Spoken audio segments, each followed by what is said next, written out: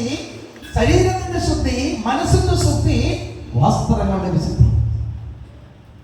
ഈ മേഖലകളിൽ എന്റെ പ്രവൃത്തികളിലുള്ള വിശുദ്ധി, ചിന്തകളിലുള്ള വിശുദ്ധി, ഹൃദയധാരത്തിലുള്ള വിശുദ്ധി. കൊടുക്കേണ്ടത് കൊടുക്കണം, ചെയ്യേണ്ടത് ചെയ്യണം. സബ് കളക്ടർ ആവേണ്ട സാറ് നമ്മുടെ ഫ്രണ്ട് പോലെയായി 10-20 വർഷം മുമ്പ് ധ്യാനത്തിന് വന്നത്. നമ്മുടെ ക്ലാസ് എടുത്തിട്ടുണ്ട്.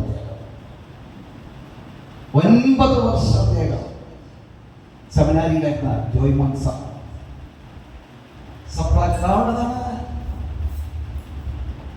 പുനരോ അദ്ദേഹം ജോലി ഒരിപ്പോ പഞ്ചായത്തിന്റെ സെക്രട്ടറി ആണെന്നും അപ്പോഴും ഇപ്പോഴും സബ് കളക്ടർ ആവുന്ന എക്സാം നമ്മുടെ ധ്യാനത്തിലുള്ള പറഞ്ഞ ഒരു പ്രൊമോഷൻ കർത്താവ് ഒരു ഇന്ന് പോലെ സാറാവും. പക്ഷെ സൂക്ഷിക്കണം, ഒരു വലിയൊരു അപകടം കാണുന്നു, പ്രാർത്ഥിക്കണം. കരുണാലയങ്ങളിൽ ബസ് കാത്ത് നിൽക്കുന്ന സമയത്ത് ട്രാൻസ്പോർട്ട് വണ്ടി വന്ന് മുട്ടി മരിച്ചു എന്ന് ജനങ്ങൾ മുദ്രകുത്തി. അങ്ങനെ അതിൽ നിന്ന് രക്ഷപ്പെടുത്തിയതാ ജോയ്മോൻ സാർ. ശിശുക്ക് നന്ദി പറഞ്ഞേ.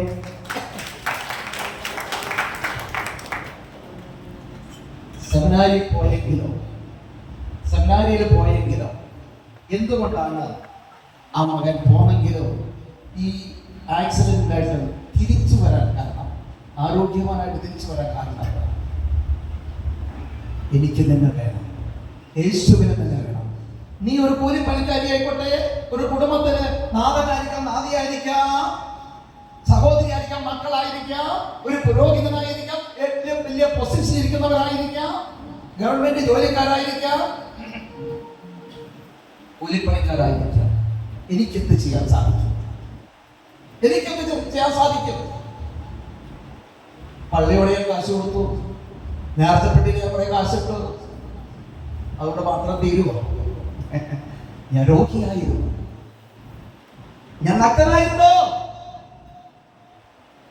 ലാറ്റിൻ പോളിമാസിന് സൂര്യകാന്തി പൂവിന്റെ പാട്ട് പാടുമ്പോൾ എനിക്ക് എന്തൊരു ഇഷ്ടം അറിയാമോ? സാധുവായ ആ മകന് ഞാൻ സേവനം ചെയ്യുമ്പോൾ പീഡിതനാവുന്നു. എളുപ്പമല്ല കേട്ടോ, എളുപ്പമല്ല. ഇവിടെ ഒരു സഹോദരി വയസ്സായ ആർക്കും വേണ്ടാത്ത അറപ്പം വെറുപ്പമായി കിടക്കുന്നവർ ചെന്ന് കെട്ടിപ്പിടിച്ചുകൊണ്ട് ഒരു ചിരി ചിരിപ്പിക്കും. എന്റെ കണ്ണുകൾ കൊണ്ട് കണ്ടതാ, വെറുതെ അടിച്ചു പറഞ്ഞല്ല.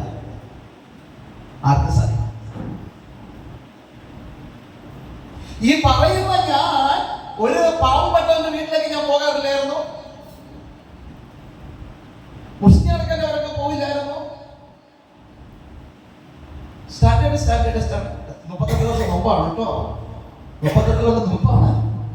പക്ഷേ ആദ്യത്തെ ശുശ്രൂഷ നിങ്ങൾ ഇതാണ് കയറുന്നത്, കരുതലേറുന്ന അതിന് നല്ല നഴ്സുമാരൊക്കെ അതിന് നല്ലത് ചെയ്യുന്ന ആൾക്കാരാണ്. ഹല്ലേലൂയ. എറണാകുളം അല്ല, അങ്കമാലിയിലാണ്, കവരപ്പറമ്പിലാണ്. കവരപ്പറമ്പ് ഒരു ടാങ്കർ ലോറിയൊക്കെ ഉള്ള ആളാണ്. കക്കാൻ പോണതാ. അവിടെ ചെന്ന് കഴിഞ്ഞപ്പോ വലിയ ടിന്നും കൊണ്ട് ആൾക്കാർ വന്നിട്ട് ഇങ്ങനെ നോക്കിയാണ് ടാങ്കറിന്റെ ഓർഡർ. ഇവിടെ ബ്രദറെ എന്തിനാ എന്തോ അമ്മേനെ പ്രാർത്ഥിക്കാൻ ചെല്ലി കക്കാൻ. പിന്നെ എങ്ങനെ അങ്ങനെ ആ തവണ അവന്റെ അമ്മ അങ്ങനെ കിടക്കാതിരിക്കും? എത്ര നല്ല ചട്ടം കൊണ്ടെടുത്താലും പുതിയ ചട്ടം കൊണ്ട് കൊടുത്താലും വലിച്ചു കീറി കുളിക്കും. നഗ്നനായിട്ട് കിടക്കണം അമ്മയ്ക്ക് ഇഷ്ടം. ഇവിടെ മകനെ കളഞ്ഞു. മോനെ ഇതുപോലെ ചില വലിയ കേസുകളുണ്ടാവും. ഞാൻ മാറണം, ഞാൻ മാറ്റപ്പെടണം, ഞാൻ മാനസാന്തരപ്പെടണം. എനിക്കുണ്ട് ഒരു കുറവന്നേ.